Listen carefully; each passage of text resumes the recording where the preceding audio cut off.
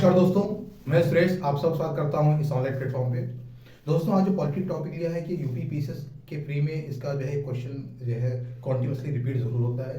तो यहाँ मैंने कंपाइन किया हुआ है लिस्टिंग, जिसमें भाग लिखे हुए हैं 1 से लेकर 22 तक। उन भाग में क्या विषय हैं और साथ में कितने से कितने अनुच्छेद तक है, और उनके साथ साथ कुछ इंपॉर्टेंट आर्टिकल का भी उसमें जिक्र है, ताकि कोरिलेट करके आप उसको याद कर सकें। तो आप इसको ऐसे कोरिलेट करिए कि जैसे एक पूरा कोई भूखंड है, यानी कोई एक एरिया है, उस एरिया में कुछ लोग रह रहे हैं, यानी पब्लिक रह रही है। वहां पे क्या है, उस भूखंड पर रहने वाले लोगों पर शासन करने वाली सरकार है, और सरकार लोगों पर कुछ नियम के तहत शासन कर रही है। वो नियम ही हमारे क्या है, संवैधानिक नियम में मान लो। अब यहाँ पर लोकतांत्रिक सरकार है या जो है गैर लोकतांत्रिक सरकार है, ये हर देश का अलग मामला है। यहाँ पर ये नहीं, बस एक कॉमन से एक फंडा हो गया। एक भूखंड मानिए, भूखंड पर रहने वाले लोग हैं, वहां पर एक सरकार है जो कि लोगों पे शासन कर रही है, और शासन करने के कुछ नियम हैं। अगर वो लोकतांत्रिक देश है तो वो उसके अलग नियम हैं, गैर लोकतांत्रिक है तो उसके सिंपल नियम अलग हैं। तो लोकतांत्रिक अगर देश होता है तो वहाँ पर लोगों के भलाई के लिए लोक कल्याणकारी नियम चल रहे हैं, और हर तरह के विषयों से रिलेटेड कुछ नियम पहले से निर्धारित कर लिए जाते हैं, ताकि आसानी से शासन को कंटिन्यू किया जा सके। जब आप ओवरऑल अपने माइंड में इस तरह की पिक्चर लेकर के ये चीज़ समझने की कोशिश करेंगे, तो आपको आधी चीज़ें अपने आप हो जाएंगी कि इसके बाद क्या आना चाहिए। अब जैसे हम भाग वन से शुरू करें, भाग वन तो ये सबको पता है, यहाँ पर क्या है, भारत और उसका राज्य क्षेत्र। जैसे मैंने आपसे स्टार्टिंग में बोला कि कॉन्स्टेंट मान लीजिए भूखंड, एक बड़ा सा भूखंड है जिसमें कुछ लोग रह रहे हैं। तो भूखंड तो शुरुआत वहीं से हो गई कि भारत और उसका राज्य क्षेत्र, यानी कितना एरिया जहाँ पर जो है ये देश एग्जिस्ट करता है, पहला आपका वही है। अब उसमें क्या है, आपका आर्टिकल 1 से लेकर 4 तक। भाग 1 भारत और उसका राज्य क्षेत्र, कितने आर्टिकल, 1 से लेकर 4 तक। ठीक, क्योंकि ये पूछा था कि भाग 1 मतलब भारत और उसका राज्य क्षेत्र है, वो कितने से कितने आर्टिकल के बीच में है। अब 1 से लेकर 5 कर दिया जाए, 1 से 8 कर दें, 1 से 4, तो 1 से 4 वाला सही है। पहला जो मैंने बताया भारत उसका राज्य क्षेत्र, तो हम इसको इस तरह से याद रख सकते हैं, जैसे बोलते हैं चंद्रगुप्त मौर्य चारों दिशाओं में उनका राज्य था। ठीक है, चारों दिशाएं, तो चारों दिशाओं से आप याद करो कि 1 से 4 तक भारत उसका राज्य क्षेत्र, 1 से 4 तक चारों दिशाओं में भारत की ख्याति फैली हुई है। सेकंड, नागरिकता, सिटीजनशिप। सिटीजनशिप जब 1 से 4 हो गया, तो अगर आपको 1 से 4 याद है तो ये पता है कि 4 के बाद 5 से शुरू हुआ, तो 5 से लेके आपका यहाँ पर कहाँ तक है, 11। भाग 2 नागरिकता, आर्टिकल नंबर 5 से लेके 11 तक। देन भाग 3 इन नागरिकों को दिया गया मौलिक अधिकार। भाग 3 मौलिक अधिकार, आर्टिकल संख्या 12 से लेके 35 तक। ठीक है। देन राज्य के नीति निदेशक तत्व यानी कि डीपीएसपी, ये किसमें है, भाग 4 में। जो अधिकार गवर्नमेंट डायरेक्ट तुरंत नहीं दे पाई, उसके लिए उनको निर्देश दे दिया गया है कि भविष्य में आपको लोक कल्याणकारी नियम बनाने पड़ेंगे, फॉलो करवाने होंगे। जैसे ईडब्ल्यूएस का 10% कोटा, ये चीजें किसके तहत आई हुई हैं, राज्य के नीति निदेशक तत्वों के तहत। ठीक है, तो सिंपली कोरिलेट करके आप देखिए कि मौलिक अधिकार और डीपीएसपी को आप एक साथ करने की कोशिश कीजिए। तो जो अधिकार मिले हैं वो 3 में, जो नहीं मिले हैं भविष्य मिलेंगे वो 4 में। तो भाग 4 36 से लेके 51 तक। भाग 4A देखिए, जहां 4 और 4A है, मतलब वो क्या है, संविधान संशोधन के बाद ऐड हुआ है। तो भाग 4A में क्या है, मौलिक कर्तव्य। ठीक है, फंडामेंटल ड्यूटी पहले नहीं थी, बाद में ऐड हो गई, तो उधर 4A ऐड हुआ है, और इधर 51A में आपका फंडामेंटल ड्यूटी मौलिक कर्तव्य ऐड हुआ है। भाग 5, अब देखिए यहाँ उसके बाद भाग 5 क्या आ रहा है, संघ। तो संघ की संकल्पना, संघ आपका भाग 5 है, और कितने से है आपका, 52 से लेके 151। अब संघ बड़ा है, संघ के दायित्व ज्यादा है, तो अनुच्छेद ज्यादा ही कैप्चर कर रहा है। तो अब आप इस तरह से याद रखो कि 51A तक क्या था, यानी 51 तक क्या था आपका, फंडामेंटल ड्यूटी जो है, फंडामेंटल डीपीएसपी और फंडामेंटल ड्यूटी उधर खत्म हो गई 51 तक। अब आपका 100 डिजिट आप जोड़िए सीधे सीधे, तो 52वां 1 है, तो 151 टोटल 100 आपने जोड़े, तो ये है 52 से लेके 151 तक आपका संघ। अब संघ में आपका क्या है, कार्यपालिका है, ठीक है, संसद है, संसद के बाद दिन अध्यादेश राष्ट्रपति का है, उसके बाद जो है केंद्र संघ के लिए न्यायालय यानी कि सर्वोच्च न्यायालय का संकल्पना है, और आपका वहां पर कैग है। ठीक है, अब ये पूरा संघ में आता है, ये सेपरेटली पूछा नहीं गया है लेकिन पूछा जा सकता है। तो संघ 52 से 151 तक है। देखिए, संसद का आर्टिकल आपको याद करना पड़ता है कि लोकसभा के लिए क्या अनुच्छेद है, राज्यसभा के लिए क्या अनुच्छेद है। तो संसद का अनुच्छेद है 79 से लेके 122 तक। हम पहले कार्यपालिका देखें, कार्यपालिका यानी कि राष्ट्रपति की जगह, भाई कार्यपालिका का प्रमुख कौन है, राष्ट्रपति। तो 52 से लेकर आपका यहाँ पर 78 तक है। संसद 79 से लेके 122 तक, और 123 आपका अध्यादेश है, जैसे का यहाँ अगर संघ में 5 डिवाइडेशन है तो अध्यादेश राष्ट्रपति का सिर्फ एक है, और जिसका अनुच्छेद नंबर आपको ध्यान है 123। 1 2 3 स्टार्ट।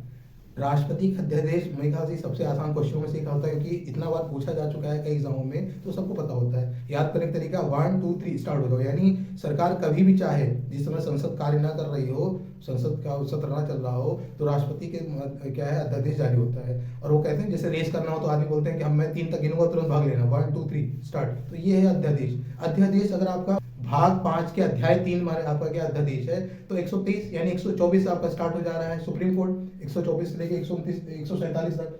कैग, कैग का आपको ध्यान है 148।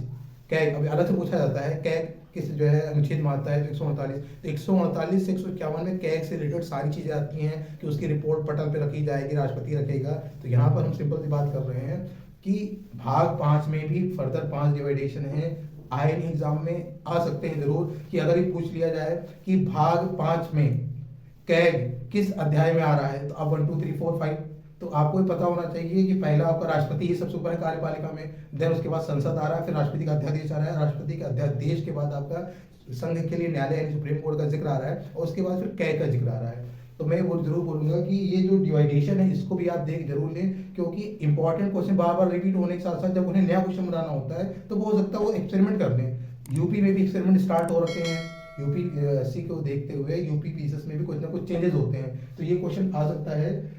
राज्य सरकार, संघ के बाद फिर इसका है राज्य का आ रहा है, राज्य में फर्दर डिवाइडेशन है।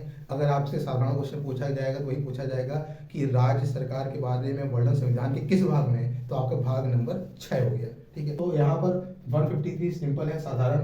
देन कार्यपालिका, राज्य की कार्यपालिका है, यानी जहां पर राज्यपाल का दायित्व, राज्यपाल की नियुक्ति, वो सब चीजें जिक्र है।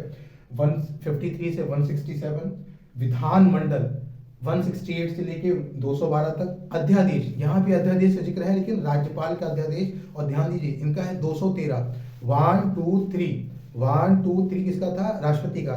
राज्यपाल नंबर 2 पे मानो तो 2 बाहर ले आओ, 213। तो आप इस तरह से याद कर सकते हैं कि राष्ट्रपति का अध्यादेश अगर 123 है, तो राज्यपाल नंबर 2 मान लो, राष्ट्रपति का प्रतिनिधित्व तो नंबर 2 यानी 213। ठीक है, राज्यपाल का अध्यादेश। राज्यों के लिए न्यायालय, यानी यहाँ पर हाईकोर्ट की बात कर दी, यहाँ देखिए 214 से 232। अधीनस्थ न्यायालय 233 से 237। ओवरऑल जो है संघ के बाद राज्य सरकार है, जो कि अध्याय 6 में है। अध्याय 7 अभी एग्जिस्ट नहीं कर रहा है, क्रॉस है, यानी कभी भी आप अध्याय 7 देखिए तो उसमें दिखिएगा ये पहले जो राज्य की सूची होती उसके बाद, मतलब आपका जो है अनुसूची 1 का पार्ट भी था जो अभी क्या है निरस्त है, यानी ये जो है एग्जिस्ट नहीं करता है, तो इसको आपने क्रॉस कर दिया। लेकिन याद भी रख लेना है कि 200 यहाँ पर 238 और भाग 7 ये चीजें नहीं है, क्योंकि कई बार एग्जाम में क्वेश्चन आ रहा है तो आप एलिमिनेट करते इसमें इसका यूज कर लेंगे कि भाग 7 एग्जिस्ट नहीं कर रहा है, ना कि 238 आर्टिकल नंबर एग्जिस्ट कर रही है। भाग 8 केंद्र सरकार, संघ सरकार, राज्य सरकार। अब केंद्र का शासन कैसे होगा, राज्य का शासन कैसे होगा, लेकिन अब यूटी का शासन कैसे होगा। ठीक है, तो संघ राज्य क्षेत्र का शासन भाग 8 में, तो 5 6 7 कैंसिल है, तो भाग 8 संघ राज्य क्षेत्र का शासन, इसका आर्टिकल नंबर 239 से 241 है। 238 भी कैंसिल है, 242 भी कैंसिल है। कहीं ना कहीं आप एक दो बार इसको याद कर लेंगे तो आपको इसको फायदा क्या होगा कि आंसर लगाते समय एलिमिनेशन में फायदा होगा कि 238 अनुच्छेद भी एग्जिस्ट नहीं कर रहा है और 242 अनुच्छेद भी एग्जिस्ट नहीं कर रहा है, वो निरस्त है। संघ राज्य क्षेत्र में कैसे शासन होगा, अब संघ राज्य क्षेत्र के बाद कैसे आ रहा है, भाग 8 के बाद भाग 9, तो पंचायत, नगर पालिका और सहकारी समितियां। आपने ये देखा एक एक करके कि केंद्र का शासन करने का नियम, राज्य का शासन करने का नियम, संघ राज्य क्षेत्र का शासन करने का नियम। अब उसके बाद आ रहा है क्या कि पंचायत कैसे कार्य करेगी, नगर पालिका कैसे काम करेंगी, उसके बाद सहकारी समितियां कैसे काम करेंगी। भाग 9 पंचायत आ रहा है। अब इसको एक एग्जाम में प्री में क्वेश्चन कई बार इनके अनुच्छेदों की संख्या नंबर जरूर पूछा जाता है, तो मैं इसको यहाँ बता रहा हूँ। पंचायत है, देखिए 243 हर जगह है, 240 पंचायत, नगर पालिका, सहकारी समितियां। 243 से स्टार्ट है 243 ओ तक। इसको कोरिलेट करता हूँ, तीनों को एक साथ आप कैसे याद करें। पंचायत का 243 से 243 ओ तक है। नगर पालिका ओ के बाद क्या आ रहा है, ओ पी, तो 243 पी से लेके 243 जेड जी तक है। ठीक है, जैसे एक 1 ए से लेकर जेड तक जब कंप्लीट हो जाएगा तो फर्दर एबीसीडी चल रहा है, तो जेड जी तक है। और सहकारी समितियां 243 जेड एच, जी के बाद एच आ रहा है, एच से लेके 243 जेड टी तक है। अब इसको याद कैसे आप रखेंगे, जैसे जब कभी आप इसको ऐसे याद रखो कि कोई कोई बाहरी देश आपके ऊपर क्वेश्चन मार्क उठाए, अरे तुम लोग तो ऐसे पागल ही हो, मतलब नगर पंचायत नगर पालिका काम हो रहा है तो आदमी पहले ही बोलता था भारत तो गरीबों का देश है, तो आप सीधे बोलो ओ हट पागल, ये हिंदुस्तान है। तो यहाँ पर है OPG, मतलब ओ 243 से 243 ओ तक आपका रहा है पंचायत में ओ पागल, यानी 243 पी से 243 जी, पागल में जी आ रहा है लेकिन जेड जी है। और लास्ट में सहकारी समितियां 243 जेड एच से 243 टी तक है, जेड टी तक। तो हिंदुस्तान देखिए, कोरिलेट करने का कोई नियम नहीं होता है, या फिर ये कि आपने बोल कुछ रहे हो पागल और यहाँ पी और जी है लिखा हुआ है, आप कैसे भी याद करो। अब अगर आपका क्वेश्चन एग्जाम में आ रहा है कि जो है नगर पालिका किस अनुच्छेद से किस अनुच्छेद तक एग्जिस्ट कर रही है, तो वहां पे आपको नियम से मतलब है कि आपको याद करने से मतलब है, तो आप याद करिए। यहाँ पे 3 स्टेप ओ पागल, ये ओ पागल हिंदुस्तान है ये, तो हिंदुस्तान है ये, यानी एच टी सबसे लास्ट में है, जेड एच और जेड टी है। पी जी पागल है, यानी जेड पी और जेड जो है जी तक है, ठीक है, पी से लेकर जेड जी तक है, और पहला 243 से 243 ओ तक है, ठीक है। तो सीक्वेंस आप याद कर सकते हैं, ओ है तो इधर पी आ रहा है, इधर जो है जी है तो इधर एच आ रहा है, तो सीक्वेंस आप याद कर लीजिएगा। देन पंचायत काम हो गया। अब अनुसूचित जनजाति क्षेत्र की बात आ रही है, ठीक है, जहां आपने अनुसूची 5 और 6 में इसका जिक्र देखा था, यहाँ पर क्या है आपका 10 में है। अब आप इस तरह से याद रखो कि अनुसूची 5 में और 6 में जिक्र चल रहा है, तो अनुसूची 5 का दुगना 10 कर दो भाग 10, जहां पर अनुसूचित जनजाति क्षेत्र के पे जो है कैसे शासन किया जाएगा, कैसे तरह से नियम चलेंगे, 244 से 244 ए, 243 नगर ग्राम पंचायत, इससे रिलेटेड अगर आप याद कर लो कि 243 कहाँ पर है, तो 244 कहाँ का है, जो है आपका ट्राइबल एरिया का है, अनुसूचित जनजाति क्षेत्रों का है।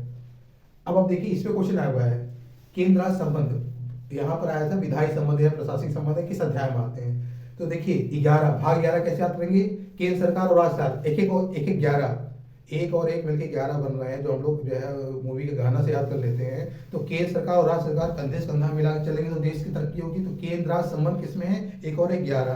तो यहाँ पहली चीज आपको याद आ गई, एक और एक 11 और 12 दो में आपका केंद्र राज्य संबंध है, पहले विधायी संबंध है, फिर प्रशासनिक संबंध है, फिर वित्त संबंध है भाग 12 में। 11 और 12 को आप ध्यान से देखिएगा, और जब आप जो है लक्ष्मीकांत बुक से पढ़ेंगे तो आपको सीक्वेंस ऐसा मिलेगा कि विधायी संबंध, प्रशासनिक संबंध, वित्त संबंध, तो आपको ये लगेगा कि 11 का ही भाग है, लेकिन वित्त संबंध आपके आ रहे हैं भाग 12 में, अध्याय 12 में, सॉरी भाग 12 में। भाग 11 के अध्याय 1 है विधायी संबंध, फिर भाग 2 है प्रशासनिक संबंध, और तीसरा जो आपका भाग आ जाता है वो आ जाता है भाग 12 में, तीसरा अध्याय भाग 12 में जाता है वित्त संबंध में। तो भाग 12 में है वित्त संपत्ति संविधाएं 264 से लेकर 300 ए तक। ये थोड़ा आप सीक्वेंस ध्यान दीजिएगा, केंद्र राज्य संबंध का विधायी संबंध कहां से कहां तक शुरू हुआ, 243 से 255। भाग 13 भारत और उसके राज्य क्षेत्र के भीतर जो है व्यापार। अब आएगा भैया याद भी तो कैसे हो, कोई लिंकिंग है क्या। देखिए क्या तेरा क्या मेरा मिलके पैसा कमाते हैं, भारत क्षेत्र के भीतर क्या तेरा क्या मेरा मिलके पैसा कमाते हैं, तो भारत क्षेत्र के भीतर वाणिज्य व्यापार रिलेटेड नियम, उसका फायदा सब आ रहा है भाग 13 में। और 301 से लेके 307 तक एक साथ मिलके कमाते हैं, 301 से लेके 307 तक का आपका आर्टिकल किसमें आ रहा है, भाग 13 में। क्या तेरा क्या मेरा मिलके भारत के क्षेत्र पे कमाते हैं, मिलके हम लोग कमाते हैं, नियम कानून है, पैसा कमाते हैं। 301 से 307 तक एक साथ कमाते हैं। भाई कुछ तो आप जोड़ोगे कि भाई 200-300 तक पहुंच गया आंकड़ा, तो 300 जब आपका वित्त वाला हो ही चुका है 12 में, तो भाग 13 में 301 से 307 एक साथ मिलकर कमाते हैं। क्या तेरा क्या मेरा, तो भाग 13। और जब आपका पैसा आता है, जब आप पैसा कमा रहे हो, तो भाग 14 आप देखोगे वो क्या है, वो सेवा का है। जब आदमी पैसा कमाता है तो बोलता है यार काहे साइकिल चलेंगे, तो बाइक चलेंगे, तो हम कार चलेंगे, एरोप्लेन चलेंगे, तो हमें क्या चाहिए, सेवा। तो भाग 14 क्या है, सेवा का है, ठीक है। तो सेवाओं में भी आप देखिएगा 2 अध्याय है, एक सेवा शर्तों के बारे में बताया गया है 308 से लेकर 314 तक, और 315 से 323 तक क्या है, आयोग मतलब के बारे में सारी जानकारियां। तो सेवा शर्तें, क्योंकि इसमें भी पूछा जा सकता है, ठीक है, कि ये भाग 13 में, यानी जैसे आयोग होगा कि संघ लोक सेवा आयोग है, राज्य लोक सेवा आयोग है, इससे रिलेटेड इंफॉर्मेशन पर कोई क्वेश्चन आएगा, आर्टिकल आएगा, नियुक्ति आएगी 315 से 323। लेकिन इनकी सेवा शर्तों से रिलेटेड जो आर्टिकल है वो 308 से 314 तक है। ये डिवाइडेशन याद रखिएगा, वरना कई बार आप ये तो ध्यान है कि भाग 14 में सेवाएं आ रहा है, सेवाएं कैसे आया, भाग 13 में क्या 13 क्या मेरा पैसा कमाया, जो पैसा आ गया तो आदमी फिर सुविधाएं खरीदता है, तो सुविधाएं मतलब सर्विस, तो सर्विस यानी कि सेवा, तो सेवा शर्तों वाला नियम पहले है, उसके बाद आयोग की बात कर रहे हैं, तो 315 से 323 आपका आयोग की बात कर रहा है, उससे रिलेटेड सेवा शर्तें उससे पहले सेवा शर्तें तय हो चुकी हैं 308 से लेकर 314 तक। जब सेवा हो गई, अब इसी के साथ साथ जब कई कंपनियां आ जाती हैं, जैसे वोडाफोन, आइडिया, जियो कंपनियां ज्यादा हैं, उनमें आपस में डिस्प्यूट होता है, डिस्प्यूट हो तो सुलझाने के लिए क्या है, ट्रिब्यूनल्स बना दिए सरकार ने। तो ये चीज ध्यान रखिएगा, जब आप ज्यादा लोगों को सर्विस दे रहे हैं उनके बीच में पंगा होगा, तो भाग 14A, 323A और 323B, ये क्वेश्चन एग्जाम में इंपॉर्टेंट है, रिपीट होता है, आएगा। देखिए, एक जहां 323 खत्म होता है अगला 324 शुरू होगा। पैसा कमाया, सेवा ली, उनमें विवाद हुआ, ट्रिब्यूनल्स बनाया, लेकिन जब सेवा आप कई कंपनी से लेते हो तो आप उसको चुनते भी हो, मैं इससे सेवा लूँ या उससे सेवा लूँ, सबको अच्छा दे रहे हैं। निर्वाचन, जैसे हम बोलते हैं चुनाव, तो चुनाव तो अगर हम आम आदमी बोलते हैं ना कि वोट आपको जो है सैमसंग का फोन चाहिए, एप्पल का फोन चाहिए, तो ये चुन, आप क्या कर रहे हो, चुन रहे हो। तो इस तरह से आप समझो, पैसा कमाया, सर्विस देने वाले लोग आए, आप सेवा ले रहे हो, ज्यादा लोग आ गए तो आप निर्वाचन आप करोगे। पहले एक कंपनी थी तो आपको चुनना नहीं था, अब 10 कंपनी आ गई तो आपको चुनना पड़ रहा है, तो सेवा के बाद निर्वाचन, 14 के बाद 15 क्या आपका निर्वाचन आ रहा है। तो निर्वाचन आयोग की बात हो रही है, 324 से 329A तक है। ये चीजें आप जब लिखिए तो पूरा लिखिए कि भाग 15 में निर्वाचन है, किस आर्टिकल से स्टार्ट है, 324 से 329। भाग 16 कुछ वर्गों के लिए विशेष उपबंध। अब आपको पता है कि वंचित वर्ग की बात की जाए तो यहाँ पे SC, ST, OBC, इनके लिए आयोग और उससे जितनी चीजें हैं उनका गठन किसमें आ रहा है, भाग 16 में। तो भाग 16 में कब आ रहा है, भाग 15 में जब आप निर्वाचन करते हो, तो भाग 16 में आप ये मानते हो जैसे आप कहीं भी सर्विस लेने जाओ तो आपने देखा कुछ VIP व्यवस्था मिलती है, तो यानी कुछ अलग हो रहा है, कुछ अलग। तो कुछ अलग में यहाँ पर क्या है, देश की बात हो रही है, तो हम VIP लोग की ना बात करके हम बोलेंगे वंचित वर्ग की बात। तो वहां बोला भाई SC, ST, OBC या इससे रिलेटेड जितने भी कुछ नियम बनाओ वो किसमें आ रहे हैं, भाग 16 में विशेष उपबंध 330 से लेकर 342 तक। एंग्लो इंडियन हट गया है, एग्जाम में क्वेश्चन नहीं आया है, आ सकता है।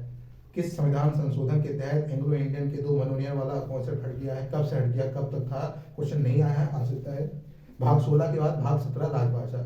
अब इसको आप इस तरह से रिलेट कीजिए, देखिए राजभाषा वाला क्वेश्चन एग्जाम में बहुत इंपॉर्टेंट है, आता भी है और रिपीट होगा भी होगा। आप ये मानिए कि जैसे जब कोई 18, जैसे अभी आप देखेंगे अनुच्छेद 18, तो अनुच्छेद 18 में आप देखेंगे क्या कि आपका वहां पर आ रहा है आपातकाल। आपातकाल 18 में आ रहा है, तो ये मानिए जैसे कोई जो है नई जनरेशन है, तो नई जनरेशन जब 18 साल की होने लगती है तो उसके बाद वो क्रांतिकारी विचारों वाली जाती है, वो सोचती है पुरानी जनरेशन कुछ समझ नहीं रही है, हमारे हिसाब सोचो। तो विद्रोह, जैसे ही वो विद्रोह करने की सोचती है, हमेशा कुछ नया करने की चाहती है, तो सबसे पहले उसकी भाषा में बदलाव आता है। 18 साल का होते ही वो विद्रोह करता है तो आपातकाल लगाया जाता है। आपातकाल से पहले क्या होता है, उसकी भाषा में बदलाव होता है, तो राजभाषा। तो ये चीज आप याद रखिएगा, भाषा वाला किसमें आ रहा है, 17 में। आर्टिकल 343 से लेके 351 तक ये याद कर लीजिए, इससे क्वेश्चन, क्योंकि इसमें भी फर्दर क्लासिफिकेशन है कि संघ की भाषा का जिक्र किसमें है, राज्य की भाषा का जिक्र किसमें है, कोर्ट के लिए भाषा का जिक्र किसमें है, विशेष निर्देश किसमें दिए गए हैं, जो 351 वाले हैं। ये क्वेश्चन इंपॉर्टेंट है, रिपीट होता है, बहुत इंपॉर्टेंट है ये राजभाषा वाला। आपात उपबंध मैंने पहले बताया था, जब कोई 18 साल का युवा हो रहा है तो उसको लगता है पुरानी जनरेशन ओल्ड है, उसको कुछ पता नहीं, अब हम क्रांति करेंगे, तो क्रांति करने के विचार उसके खूब आ रहे हैं, भाषा बदलाव आया था, उसने क्रांति करने की सोची। 18 उपबंध 18 वाले में 352 से 360 इंपॉर्टेंट है, ऑलमोस्ट आप लोग को रटे हुए होंगे कि 52 में क्या है, 356 में क्या है और 360 में क्या है। भाग 19, अब जैसे होता है कि जब कोई विद्रोह करता है तो 4 लोग घर के बुजुर्ग मिलकर उसको पंचायत करते हैं, समझाते हैं, तो समझाने वाला काम प्रकीर्ण वाला 19 में हो गया। अब जब होता है कि यार नई जनरेशन की बात भी कुछ सही है, बुजुर्गों की बात भी सही है, तो होता है चलो मिलजुल के इसको थोड़ा नियम में बदलाव कर दो, यानी कि संविधान संशोधन किसमें आ रहा है आपका, भाग 20 में आया, 368 में। संविधान संशोधन 368 ज्यादातर लोग याद होता है, भाग 20 में अगर कंफ्यूजन हो रहा है तो आप यही याद करो कि 18 साल का होते ही, ठीक है, आज के जमाने के युवा ने क्रांति की, आपातकाल हुआ, लोगों ने समझाया, 19वां समझाया, बात नहीं मानी तो हुआ, चलो कुछ तेरी कुछ मेरी, जब भी समझौता होता है कुछ तुम्हारा कुछ मेरा लेके आता है, तो एक गैप दे दो 18 के बाद, 19वां गैप दिया तो 20वें में संविधान संशोधन हो गया, आर्टिकल 368, ठीक है, 20वां हो गया। विशेष उपबंध किसमें आ रहे हैं, फिर जब आपने वहां पर संविधान संशोधन कर दिया तो विशेष उपबंध उसके बाद आ रहे हैं 21 में। संचित नामा वाला आपका भाग 22 में जा रहा है। इंपॉर्टेंट जो है आप देखेंगे तो यहाँ पर जो है नागरिकता हो गया, संघराज्य क्षेत्र की बात हो गई, मौलिक अधिकार की बात हो गई, मौलिक कर्तव्य हो गया, राज्य सरकार की जो है राज्य, भाग 5 में राज्य से रिलेटेड जो इन्फॉर्मेशन है, भाग 6 में आपका, भाग 5 में संघ से रिलेटेड इन्फॉर्मेशन है, भाग 6 में राज्य से रिलेटेड आपकी इन्फॉर्मेशन है, भाग 7 कैंसिल हो गया है, 238 242 कैंसिल है।